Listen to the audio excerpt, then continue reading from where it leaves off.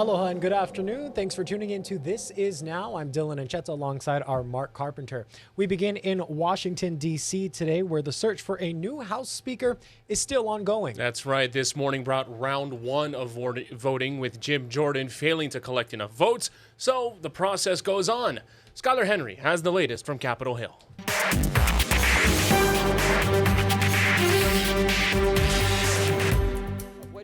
Jim Jordan of the state of Ohio has received 200 votes. A still divided House failed to turn up enough votes in the first round to name Ohio Republican Jim Jordan as Speaker, despite an enthusiastic nomination.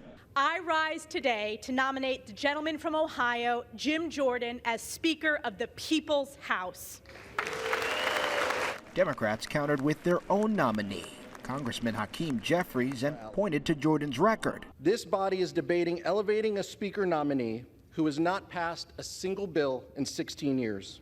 But Jordan isn't giving up. He headed into today's vote with confidence. Will you be Speaker by the end of the day? I hope so. Some in the GOP are still sore over ex-Speaker Kevin McCarthy's ouster and feel this is a case of the tail wagging the dog. We've had a minority of the majority dictate all of this, and it's unacceptable.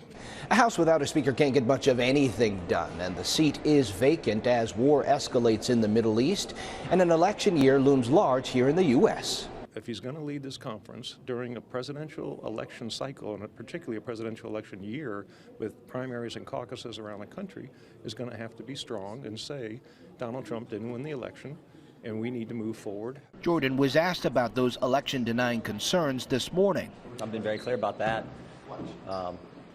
There were states who unconstitutionally changed their election law, and that's what I objected to. Jordan wouldn't say how many rounds he's willing to go to clinch 217 votes.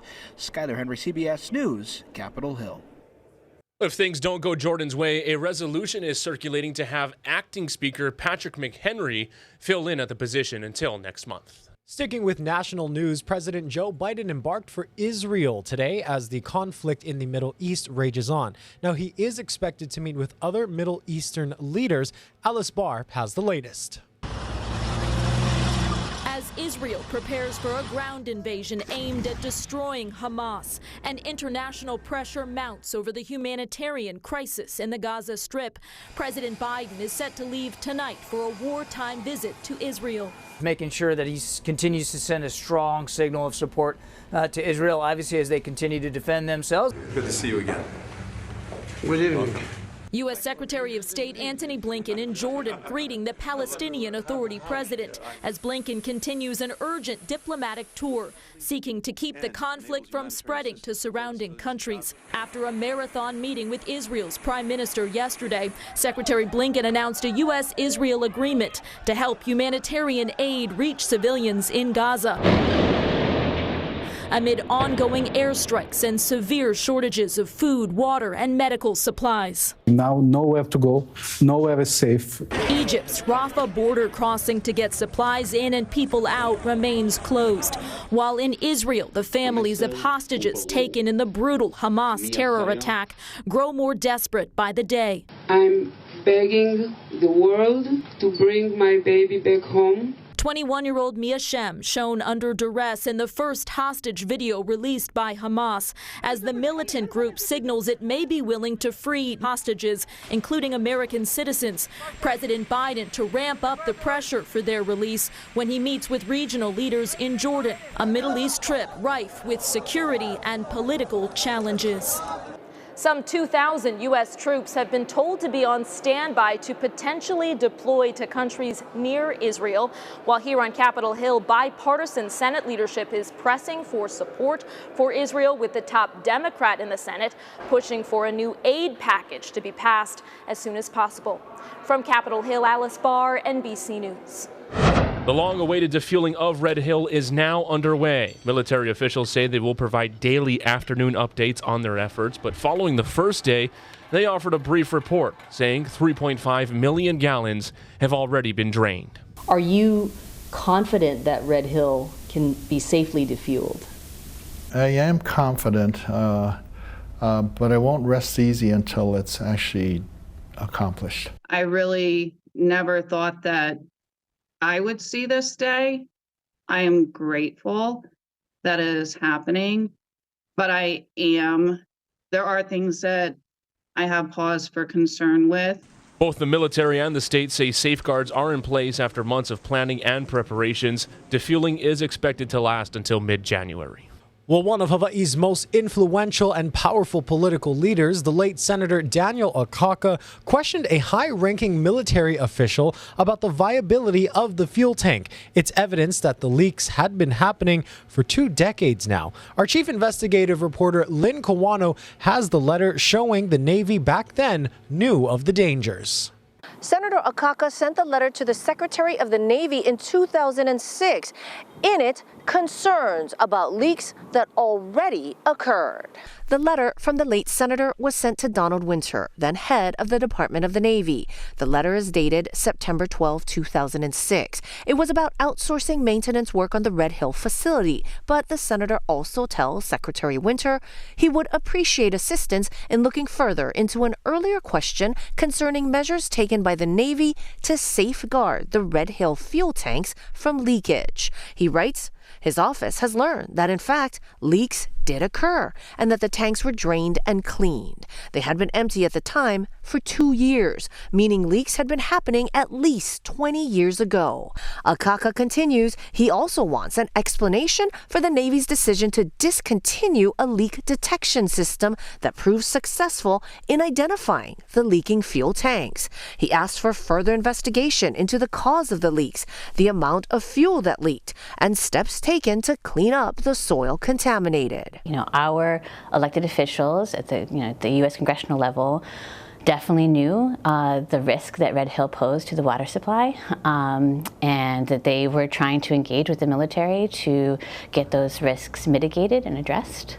The Akaka letter is the earliest documented warning from a high-ranking politician, according to the nonprofit Earth Justice. When the U.S. military comes in and says, don't worry, we've got this handled, they don't really leave a lot of room for us to question that. I mean, this is the men and women who wind up going to service. They bring their spouse, their children, and over 20 years ago, there were concerns about fuel contaminating their drinking water, what they're using to cook, and it's ignored. Attorney Michael Green represents dozens who are suing after they were sickened by a massive leak in 2021.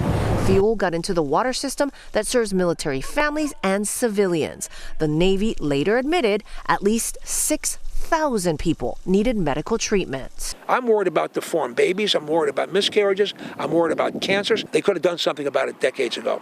As work begins to empty the Red Hill tanks of more than 100 million gallons of fuel, the military has pledged transparency and a years-long environmental abatement effort.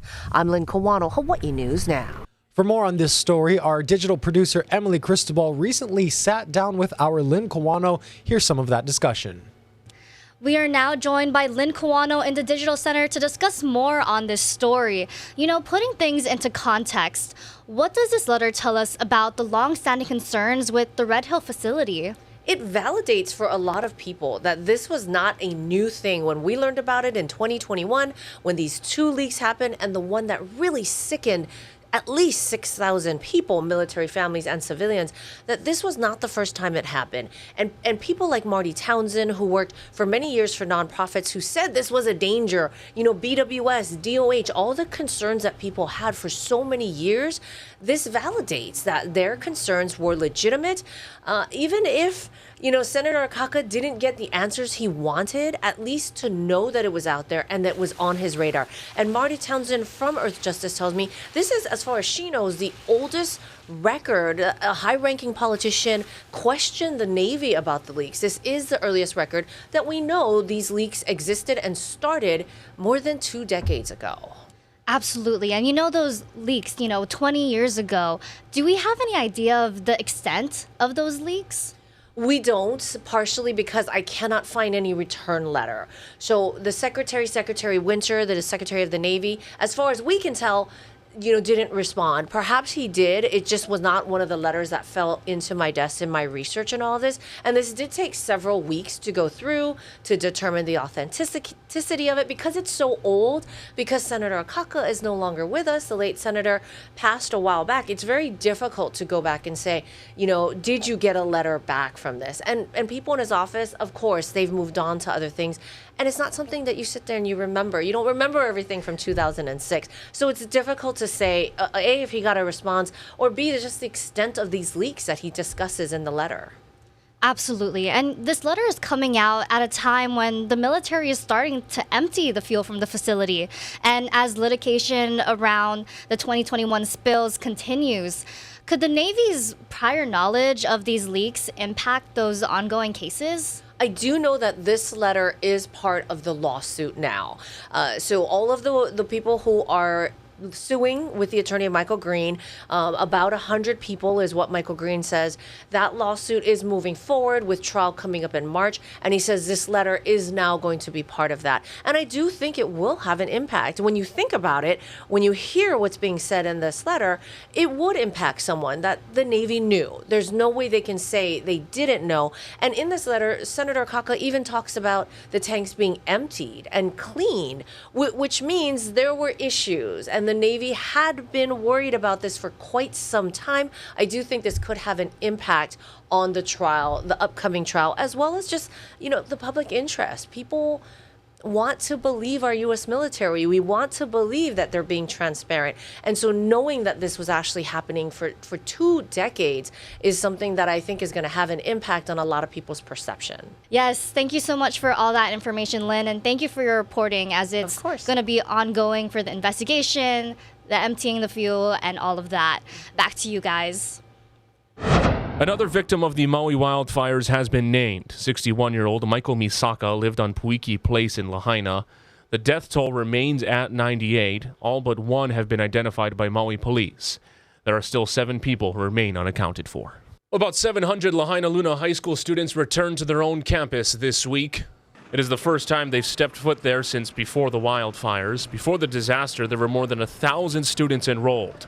Many parents opted not to send their children back, citing air quality and environmental concerns. Officials maintain the campus is safe for students. We're a divided community on this issue. There are a lot of parents who have very legitimate concerns about health risks to their children, while there are other parents who feel that because the school is safe now, that their kids are afforded a better opportunity up there. And there's still third parents that are torn. Really good to see all my friends and stuff. This campus brings back a lot of good memories from last year. It's good to come back to that, for sure. Right now, it's a really hard time to even get out of bed. And so if we can just congratulate you for getting up and making it to school, then that's what we're going to do. Lahaina Intermediate welcomed back its students today. Tomorrow, Princess Nahi'ene'ena Elementary returns and will also be open to displaced students from King Kamehameha III Elementary. More now on the concerns over the toxic ash from the Maui wildfires. We reported on the newly released test results from the Kula fires that show arsenic at more than 100 times higher than levels that are considered safe. Lead and cobalt were also at dangerous levels. Lahaina ash tests are expected to show the same toxins. The school superintendent says air monitors have constantly shown good air quality and air filters are ready in classrooms. But at the Maui County Council, County Health Officer Lauren Pang said children should be asked about scratchy throats. I would like to ask that of the school children if I don't cross political I'm boundaries. not sending my kids back. I'm not going to do it. People who will potentially be exposed to ash should wear proper PPE, and sifting ash should be minimized. The county has also been given the go-ahead to use the soil stabilizer SoilTac to help control the ash. Well, it's that time of year when the swells are picking up on the North Shore, and the first set of big surf is rolling in this week. Casey Lunn shows us the conditions. Aloha from Sharks Cove. We got up here around 5 o'clock in the morning and we saw quite a bit of energy and some bigger wave heights. As that high surf warning went into effect around 6 o'clock, we started to see it calm down, kind of come and go, those pulses, but relatively mild throughout much of the morning. We know that that could change, and we know that the North Shore is not really a place you want to be if you want to get in the water. That's according to ocean safety lifeguards. A reminder to pay attention to them and listen as the National Weather Service has forecasted wave heights anywhere between 25 to 35 feet here on the North Shore. We're talking about places like where we are right now, Sharks Cove, down at Sunset and Pipeline at Hukai Beach, where we know there's a big erosion problem. But the North Shore, not the only place that's going to be seeing some dangerous ocean conditions and a lot of energy. Out on the west-facing shores, we could see surf up to 18 to 24 feet, so it'll be dangerous there as well. Again, that energy is expected to build throughout the day, possibly peak sometime this evening, and then start to calm down through Wednesday and into Thursday. We've already heard from homeowners here on the North Shore that are worried about making it through another powerful winter swell in a winter season. This is some of the video we've shown you over the years. The erosion problem continues to get worse. A lot of those homeowners dealing with dwindling shoreline, creating a dangerous situation and a lot of frustration over exactly how to deal with that. Some homeowners have even taken mitigation into their own hands and are facing fines from the state. We know that Honolulu Ocean Safety is also working to keep people out of the water, reminding people to stay off wet rocks and stay back from the shoreline here on the North Shore. We're also going to see some pretty decent surf on the South Shore. So above average wave heights there could happen throughout the day. We also know that other places like Ni'ihau, Kauai, Maui, and Molokai could have some dangerous surf condition as well. So a reminder for everyone across the state to pay attention to those ocean safety lifeguards and be careful. Do a little bit of research before you head out today. And another thing, it's going to be a beautiful day across the state for most parts. So lifeguards might be concerned there are more people trying to get out into the water. But again, the North Shore here on Oahu is not the place to do it. Reporting at Sharks Cove, I'm Casey Lund. For now, we'll send things back to you. Thank you very much, Casey. And we're going coast to coast on this now. How about that? We have the North Shore of Oahu. Give you a live look at New York City right now. The Statue of Liberty. Isn't that right, Dylan? It's so beautiful. As the sun sets there, just so picturesque. Weather changing in all parts of the country right now. We'll have your full forecast here at home after this quick break.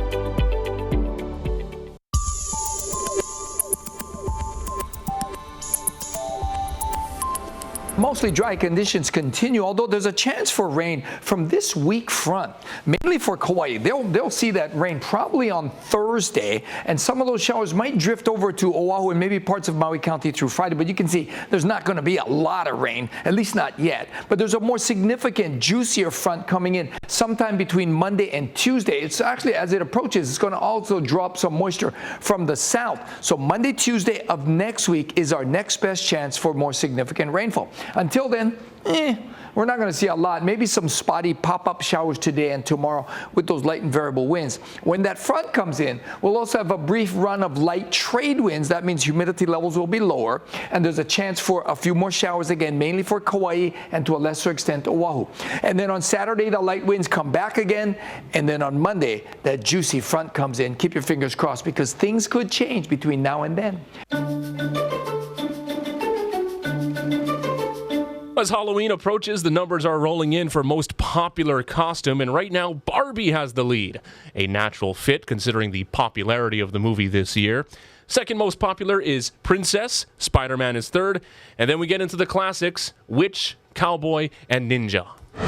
Holiday spending will likely rebound to and possibly even surpass pre-pandemic levels this year for the first time. That prediction of holiday cheer comes from a new report from Deloitte Consulting indicates. But according to the report, it's not gifts that consumers will be splurging on the most in the run-up to Christmas. The 2023 Deloitte Holiday Retail Survey polled more than 4,000 consumers between August 30th and September 8th. It found shoppers are eager to start Christmas shopping, but they may be indulging on themselves and prioritizing non-gift purchases. Consumers are expected to spend an average of more than $1,600 on holiday-related purchases. That would be 14% more than last year and would even surpass the average of just under $1,500 they spent in 2019. Well, if you dread the airplane boarding process, United Airlines is coming up with a simple but innovative solution. For economy passengers, people with window seats will be able to board first, followed by those in the middle, and those on the aisle are going last. This is to avoid the conundrum of climbing over passengers to get to a window seat. Pre-boarding, award tier, and higher seat classes will continue to have first priority and board before everyone else. United says it will start this new process October 26th. And an update on Hokulea, the crew is now heading to Ventura, California. There will be an arrival ceremony at Ventura Yacht Club tomorrow at 3 to 4 p.m., followed by a welcome ceremony at the Harbor Cove Beach at 4:30. The crew will be holding tours of the Hokulea on Friday, Saturday, and Sunday, and a crew talk story session at Patagonia Ventura store on Sunday. You can look for more details at hokulea.com. Well, it is time to go ahead and give you some good news now. And in fact, Mark, there is some good news right here in the H&N Ohana. Take a look at this. Mel and Davis. Oh, that's so cute. We want to send a big congratulations to Melanie Yamaguchi, Melanie Pittner. Now they're married. Davis Pittner and formerly Melanie Yamaguchi, our senior digital producer and, of course, digital editor, Davis Pittner. They got married this past weekend at the Waialae Country Club. I am so grateful to have been to work alongside them on the digital team for over about 5 to 7 years now with them. It was such a lovely ceremony. A cute little story about how they met or how they agreed to start dating each other.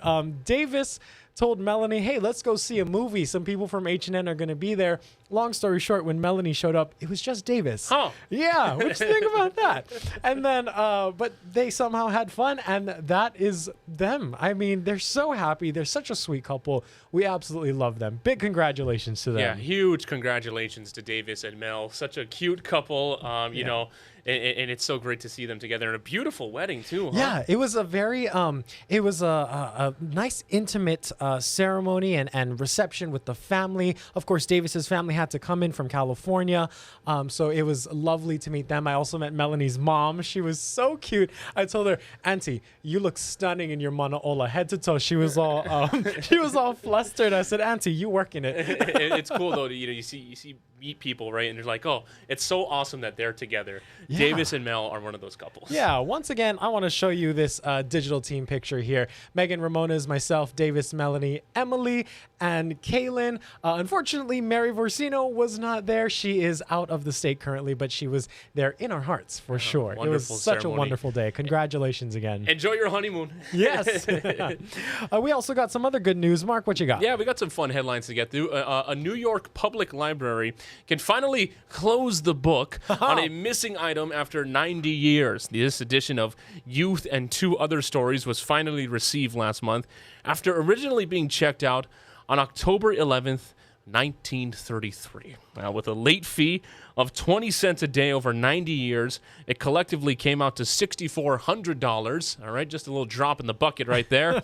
Good thing is the library caps its fees at $5. Now that's the good news right there. I got to ask you, Mark, do you have a favorite book that you've ever read? Well, growing up, I would often go to the Corduroy and Berenstein Bears series. I would go to. I'm pretty sure I returned all of them. And it's still your favorite to this day, That's huh? right. Yeah. I have to also say my favorite, Tuesdays with Maury by Mitch Albom. Everyone who loves books should go and check it out. It gives you life lessons. It really does. And so if you're wondering, Kaimiki Public Library, Davis has it, right? Or be on Kauai. Yeah, maybe.